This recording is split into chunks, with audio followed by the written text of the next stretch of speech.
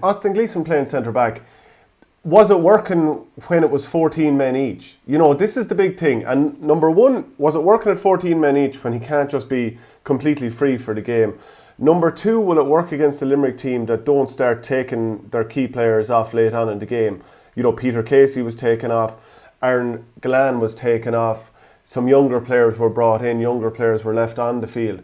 So, like, Limerick have gone 3 games in a row without winning. They've 1 goal from their last 6 competitive games. Is that fair in saying? Haven't scored since they beat Tipperary with those 3 goals in the Munster semi-final. Apart from the goal against Galway last week, that's 1 goal since that Tipperary game. Yeah, so it's fairly paltry scoring so far in the league. If you compare that with the championship last winter, I'll just run through the 5 games that they had to win the All-Ireland. Scored 36 points against Clare, 323 against Tip, 25 against Waterford, 27 against Galway, 30 against Waterford when they played them for the second time in the All-Ireland final. That's an average of 30 points per game in the championship. And it's fallen off the cliff. Now, John Kiley's trying stuff out. And, we'll go back into that and see, is there a bit of a Limerick wobble, or are we exaggerating because it's so early? But just back to the Austin Gleeson point. Number one, does it work? Number two, a lot of teams are trying to experiment at the moment. I mean, Noel McGrath going back into the forwards, he's played there for years. It's not a massive experiment, obviously, but they're rejigging. Joe Cannington midfield, he's played there at the club many times, but it's trying something different out. Austin Gleeson, he's played centre back, but they're trying it out again. Not so much can Austin Gleeson play centre back, and he did go there a little while last year in the league, and it didn't work out great. Remember against Tipperary, he got sent off, wasn't going particularly well, but then of course his form shot up in the championship. It's very difficult to find really dangerous attackers. Towards the latter end of last year, Austin Gleeson was, to my money, along with Stephen Bennett and Calum Lyons, the best player for Waterford. It's very difficult to find someone who can score you 5 points from play from the forward line. So it's not so much that he can't play centre back, of course he can, but can they find someone else to score 5 points from play and sort of be in a position to take over a game? That's why I wouldn't necessarily be looking for this switch. And by the way, I'm wearing the Waterford jersey today, brought to you by orgaretro.com. If you want to get 15% off, use the promo code OurGame, and the same with Michael Verney and that lovely Leash jersey, as an Offaly man would love to wear.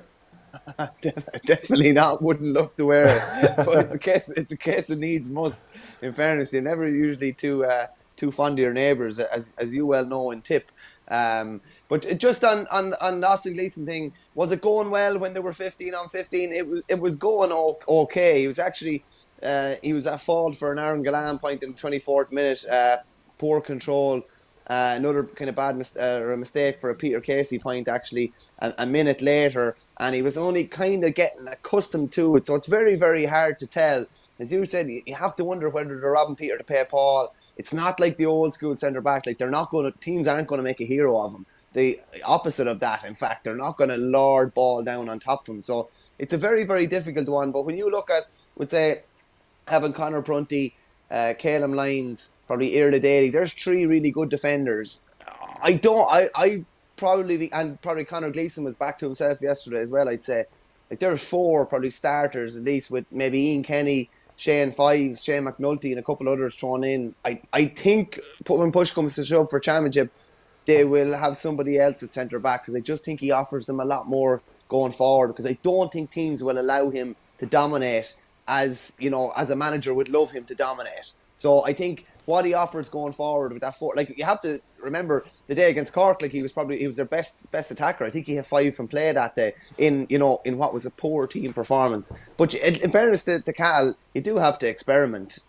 He made a comment actually just after the game, which he's probably said it before, and I'm sure he'll say it again, but he just said about Gleeson, he said he had the luxury of being the loose man back there, for the want of a better word, as the game developed. Bigger tests to come, but big hurlers can play anywhere, and I think Austin is well equipped to play any position on the field, really. So, like, he's not saying he's going to be our centre back. He's saying that he'd be happy to have him, and he thinks he'll produce anywhere. Where's anywhere come championship? I'd probably be saying the half or full forward line, realistically, I think.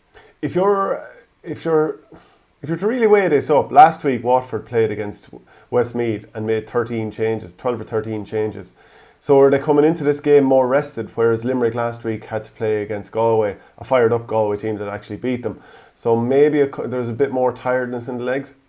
Possibly so, yeah. There wouldn't have been too many guys that would have put their hands up that day against Westmeath, but they got what would be maybe the natural kind of break during the league. You'd have a good pre-season, you'd play a game or two and you'd have a break and then you'd start playing more games. So the way it was probably set up was, I'm sure they would have targeted that third round game at home to Limerick to try and make a statement early in the season. And in fairness, they did. And, they were...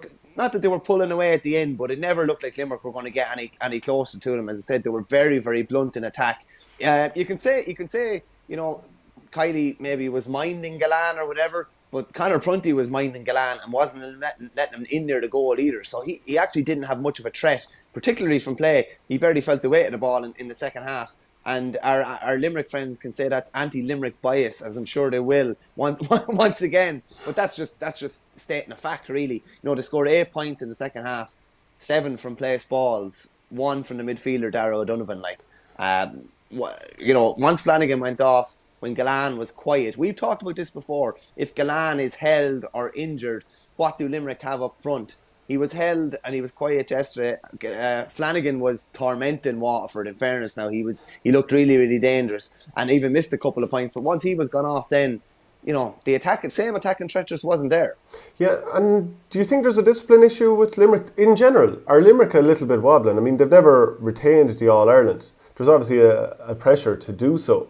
And even if they're not talking about pressure, what you do in a dressing room when you've won a few titles, as they have with 2 All-Irelands in the last 3, is start talking about we want to build a legacy and this sort of stuff. It happens in every dressing room. I'm sure you've heard it in Burr. That's just the way it goes. So whether they're talking about pressure of back-to-back, that's irrelevant. There's still thoughts of a legacy. And that creates something in there. So is that weighing on them? You think about the simulation last week, that talk that John Kiley wrote back on, and we covered that ad nauseum last week.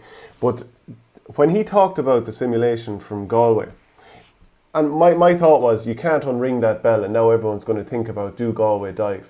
And I don't think that crossed my mind once during the game against Tipperary on Saturday. But what did cross my mind when I was watching Waterford Limerick is, how do Limerick tackle? And I think what John Kiley has done by referencing simulation is actually make us focus in more on how Limerick are tackling. And there was a red card for Diarmaid Byrnes after the game against Galway last week. He didn't actually get a red card, but he got suspended. Sorry, he got a suspension. And there's 2 red cards here. Seamus Flanagan, I mean, only himself and Conor Gleeson will truly know if that was a red card, based on my view of a replay. And then Kyle Hayes lashed out afterwards. Now, maybe he isn't the only one who should have gone, but he did swing the hurley, so I think that was enough to see red. They're not scoring as freely as they were. They're certainly not scoring goals. A couple of key men are not playing brilliantly, and maybe just kind of rejigging is the issue. Or maybe they're just trialling guys out, and this is what happens, and maybe the league isn't that important to them.